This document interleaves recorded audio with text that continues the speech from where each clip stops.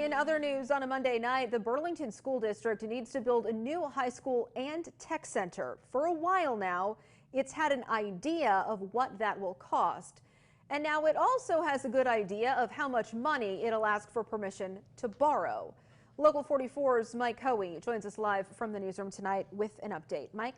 Well, Lauren, this is a look ahead to the November election of sorts. At next Monday night's City Council meeting, the school district is expecting to turn in ballot language for a $165 million bond question.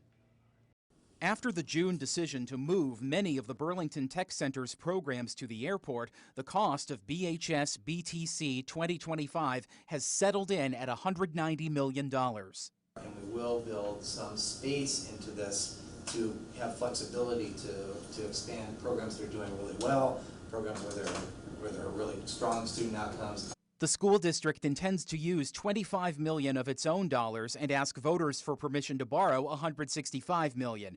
Property taxes would go up a little more than 15.5%, or $1,088 per year for a $500,000 home, assuming enrollment remains flat.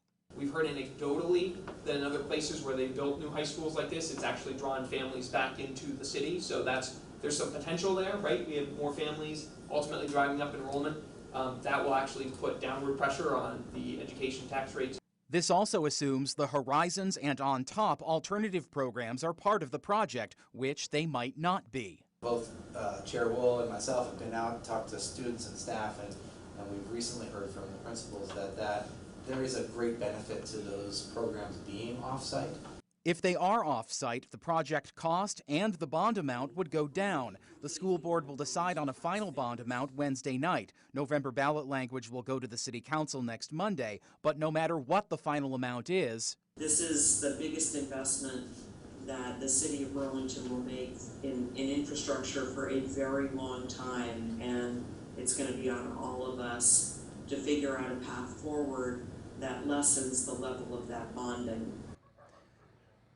Now, even if the November bond vote fails, Lauren, BHS and BTC will still need a new home soon. Their temporary downtown home is due to be demolished in the final phase of the City Place Burlington development.